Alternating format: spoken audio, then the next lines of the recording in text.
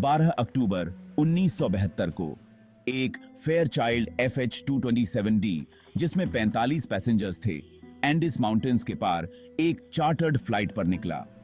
Passengers, ज्यादातर यूरुग्वाई के young rugby players, अपने फैमिलीज और फ्रेंड्स के साथ चिले में एक मैच के लिए जा रहे थे।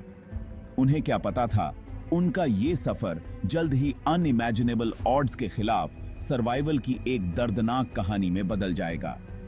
यह फ्लाइट, जिसे उरुग्वायन एयरफोर्स फ्लाइट 571 के नाम से जाना जाता है, हिस्ट्री में मिरेकल इन दी एंडीज के रूप में दर्ज हो गई। यह फ्लाइट एक सेलिब्रेशन, कमराडरी और स्पोर्ट का एक शेयर्ड एक्सपीरियंस माना जा रहा था। इसके बजाय यह सर्वाइवल की फाइट बन गई। Old Christians club rugby team द्वारा चार्टर्ड किया गया प्लेन मॉन्टेविडियो, उरुग्वाई से सैंटियागो, चिले के लिए फ्लाई करने वाला था। एंडीज माउंटेन्स, एक फॉर्मिडेबल नेचुरल बैरियर, दोनों सिटीज के बीच में थी। फ्लाइट पाथ उन्हें अमेरिकाज की कुछ हाईएस्ट पीक्स के ऊपर से ले गया। वेदर फोरकास्ट ने क्लियर स्काइज की भविष्यवाणी की थी, लेकिन अनफोर्सीन सर्कमस्टांसेस ने जल्द ही सब कुछ बदल दिया। जैसे ही प्लेन एंडीज के पास पहुंचा, वेदर तेजी से बिगड़ने लगा।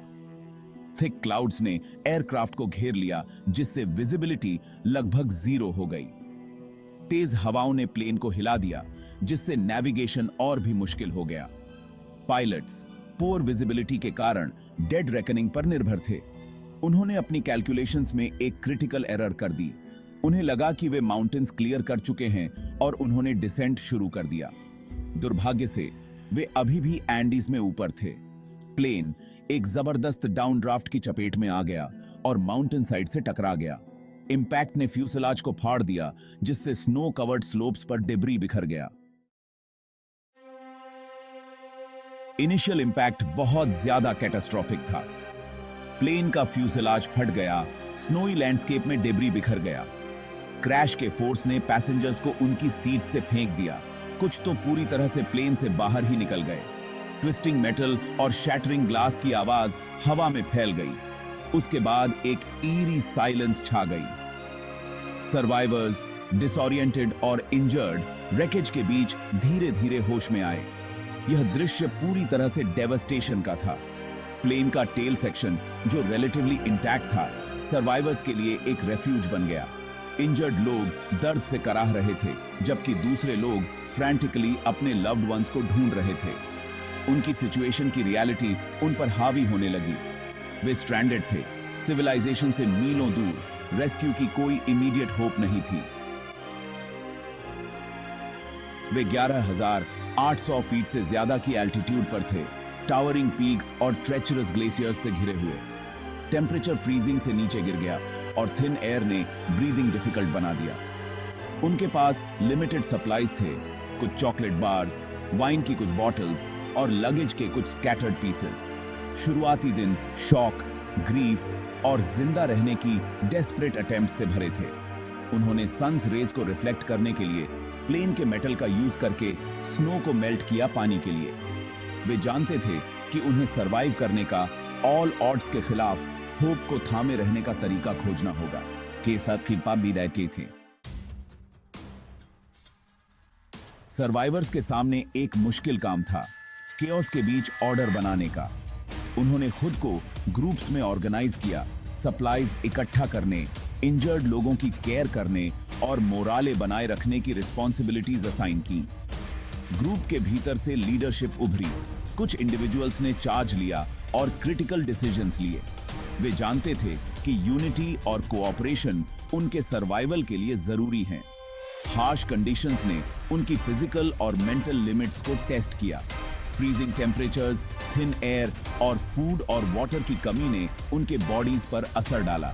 कई लोग एल्टीट्यूड सिकनेस से पीड़ित थे, नोजिया, हेडेक्स और ब्रीदिंग डिफिकल्टी का एक्सपीरियंस कर रहे थे।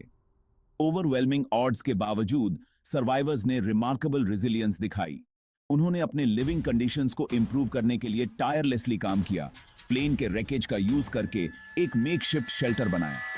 उन्होंने प्लेन के कुशन से सीट्स बनाई और लगेज का यूज करके टेल सेक्शन को बाइटिंग विंड से इंसुलेट किया। उन्होंने अपने मीगर फूड सप्लाईज को रेशन किया। उन्हें जितना पॉसिबल हो सके स्ट्रेच किया। उन्हें डिसीज्ड लोगों से डील करने की ग्रिम रियलिटी का भी सामना करना पड़ा। क्रैश में मारे गए लोगों के बॉडीज रैकेज के चारों ओर बिखरे पड़े थे। उन्होंने मिलकर फ्रोजन ग्राउंड में ग्रेव्स खोदी, अपने खोए हुए साथियों को अंतिम विदाई दी। Section 4, a grim reality, stranded in the frozen wasteland. Survivors को जल्दी ही एहसास हो गया कि रेस्क्यू जल्दी नहीं होने वाला है। दिन हफ्तों में बदल गए और फिर भी मदद का कोई साइन नहीं था। रैकेज से बचाए गए छोटे ट्रांजिस्टर रेडियो ने उन्हें आउटसाइड वर्ल्ड की ग्लिम्सेस दी, लेकिन न्यूज इनकरेजिंग नहीं थी। मिसिंग प्लेन की सर्च को कॉल ऑफ कर दिया गया था, उन्हें डेड डिक्लेयर कर दिया गया था। ड्विंडलिंग फूड सप्लाई एक क्रिटिकल कंसर्न बन गई। बचाए गए कुछ चॉकलेट बार्स और अदर स्नैक्स जल्दी ही कंज्यूम हो गए। उन्हें स्टारवेशन की ग्रिम संभावना का सामना करना पड़ा। सराउंडिंग माउंटेन्स में सस्टेनेंस के नाम पर बहुत कम था। हंट करने के लिए कोई प्लांट्स या एनिमल्स नहीं थे। वे एक फ्रोजन वेस्टलैंड में ट्रैप्ड थे। एस्केप का कोई विजिबल मींस नहीं था। उनके आइसोलेशन का साइकोलॉजिकल इंपैक्ट दिखने लगा था। डेथ का कांस्टेंट फियर, नॉइंग हंगर और क्रैश का इमोशनल ट्रॉमा उन्हें ब्रिंक पर ले आया। वे अनथिंकेबल पर विचार करने लगे। क्रैश में मारे गए लोगों का फ्लैश कंज्यूम करना। Section 5, the unthinkable choice, cannibalism for survival. Cannibalism का सहारा लेने का डिसीजन हल्के में नहीं लिया गया था। यह एक डेस्परेट मेजर था जो उनकी सिचुएशन की स्टार्क रियलिटी से पैदा हुआ था। वे जानते थे कि प्रोटीन के सोर्स के बिना वे धीरे धीरे स्टार्व होकर मर जाएंगे। उनके फ्रेंड्स और फैमिली मेंबर्स के फ्रोजन बॉडीज कोल्ड द्वारा प्रिजर्व्ड एक ग्रिम सॉल्यूशन प्रदान करते थे। सर्वाइवर्स ने अपनी चॉइस के मॉरल और एथिकल इंप्लीकेशन से ग्रैपल्ड किया। उन्होंने गाइडेंस के लिए प्रे किया, अपने फेथ में सॉलेस खोजा। वे जानते थे कि वे जो करने वाले थे वह टैबू था, लेकिन वे यह भी जानते थे कि यह उनके सर्वाइवल के लिए जरूरी था।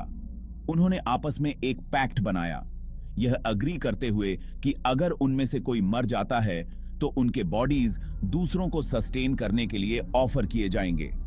यह एक्ट खुद ट्रॉमेटिक और डीपली डिस्टर्बिंग था। उन्होंने सरवाइव करने की जरूरत पर फोकस करके अपनी इनिशियल रिवल्शन को ओवरकम किया। उन्होंने बॉडीज को सस्टेनेंस के रूप में देखकर, ग्रुप के ग्रेटर गुड के लिए एक नेसेसरी सैक्रिफाइस के रूप में देखकर अपने एक्शंस को रैशनलाइज किया। कैनिबलिज्म हॉरिफाइंग होते हुए भी उन्हें वह न्यूट्रिएंट्स प्रदान करता था जिनकी उन्हें सरवाइव करने के लिए डेस्परेटली जरूरत थी। Section 6, hope dashed failed rescue attempts. Survivors rescue की होप से चिपके रहे। वे एयरक्राफ्ट के किसी भी साइन के लिए स्काइज को स्कैन करते रहे, अप्रोचिंग हेलीकॉप्टर्स की साउंड को ध्यान से सुनते रहे। वे जानते थे कि उनके फैमिलीज और फ्रेंड्स उन्हें सर्च कर रहे होंगे और वे डेस्परेटली बिलीव करना चाहते थे कि वे मिल जाएंगे। उन्होंने हेल्प के लिए सिग्नल करने के कई अटेम्प्ट्स किए। उन्होंने पासिंग प्लेन्स का अटेंशन पाने की होप में होराइजन की तरफ सनलाइट रिफ्लेक्ट करने के लिए मिरर्स का यूज किया। उन्होंने स्नो पर brightly coloured luggage pile up किया, एक मेकशिफ्ट सिग्नल फायर बनाया, लेकिन उनके एफर्ट्स फ्यूटाइल साबित हुए। रिमोट लोकेशन और ट्रेचरस टेरेन ने रेस्क्यूअर्स के लिए उन तक पहुंचना लगभग इम्पॉसिबल बना दिया। यह न्यूज कि सर्च कॉल ऑफ कर दी गई थी एक डेवस्टेटिंग ब्लो के रूप में आई। उन्होंने यह अपने छोटे ट्रांजिस्टर रेडियो पर सुना, उनके आइसोलेशन और अबैंडनमेंट का एक स्टार्क रिमाइंडर। इस न्यूज ने उन्हें डिस्पेयर में डाल दिया, उनकी रेस्क्यूड होने की होप्स को शैटर कर दिया। वे फॉरगॉटन महसूस कर रहे थे, दुनिया से लॉस्ट। वे जानते थे कि उनका सर्वाइवल होप को मेंटेन करने की उनकी एबिलिटी पर डिपेंड करता है, तब भी जब सब कुछ लॉस्ट लग रहा हो। Section 7, Buried Alive, The Devastating Avalanche।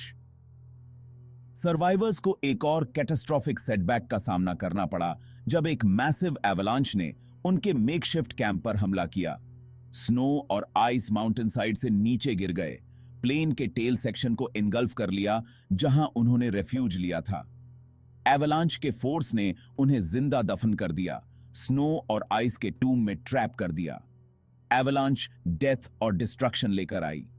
8 और सर्वाइवर्स मारे गए, स्नो के नीचे दब गए। जो सर्वाइव कर गए उन्होंने खुद को एक डार्क एयरलेस स्पेस में ट्रैप्ड पाया, सांस लेने के लिए स्ट्रगल कर रहे थे। उन्होंने सरफेस तक पहुंचने के लिए डेस्परेट होकर स्नो के बीच अपना रास्ता बनाया।